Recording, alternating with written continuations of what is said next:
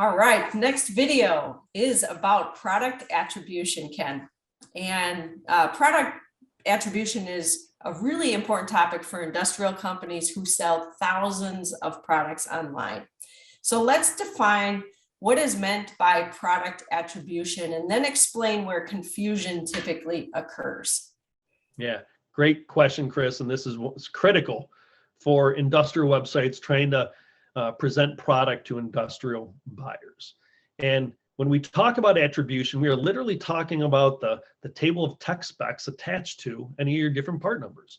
But most importantly, how do you present the collection of all of those different attributes and values across all of your different related products higher in the navigation experience when they click on products tab and they start going through those different categories? When we talk about attribution, it's all of the length and the material type examples of all of those attributes that you have already collected and assigned to all your different part numbers, but making sure that you're presenting those in a meaningful way to the customer under the product categories. And one note here, don't force all of your attributes to the top level of your highest level product categories.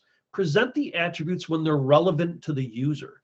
Users do not mind clicking 1 or 2 or 3 different product categories down, as long as you're narrowing their search to get very specific into a smaller subset of your product catalog that they're actively engaged with at that exact moment.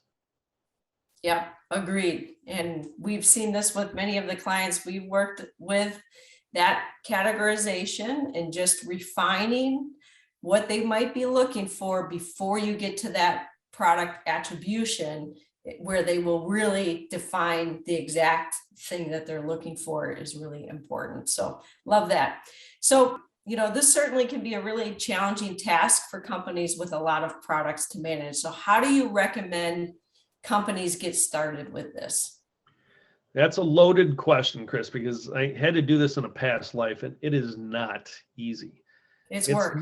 It's not an uncommon scenario that when you have any kind of industrial product catalog with hundreds of thousands of part numbers, you're going to have thousands and thousands of different attribute types attached to those different product categories or products that you sell as well.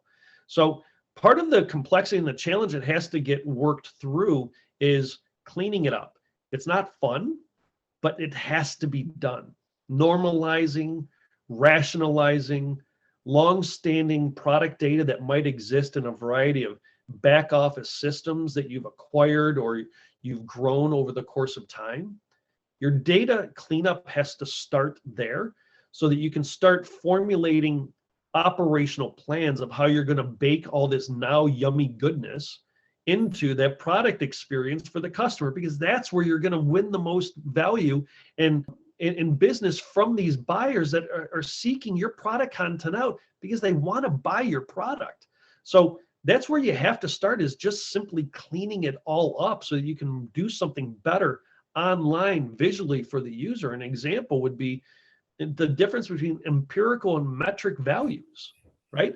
Think about what those experiences look like if I'm on a product category of something, let's call it valves, for instance, is that instead of presenting on the left rail an expandable list of options for size, for instance, and in that list of all those checkboxes that are metric and empirical values, have a toggle switch.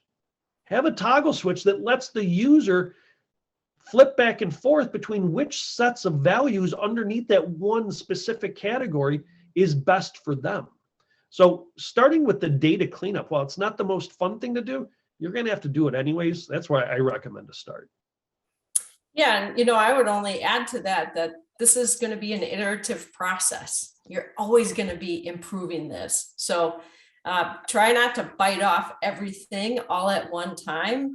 Look at the analytics, find out where really are customers going to the site today, what's being most often used, and start to see if you can refine that area. That's getting the most attention anyway.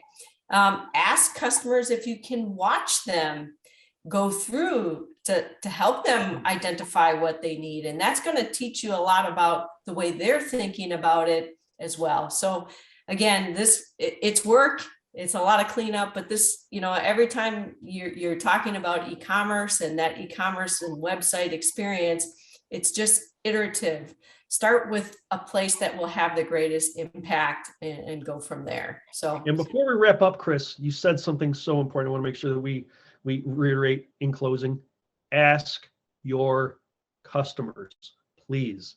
It is such a treasure trove of information and value simply by asking them the questions that help guide different improved experiences, because they'll tell you. They are not going to be ashamed to tell you where you can help them. That's right. I love it. Thank you, Ken. Thanks, Chris.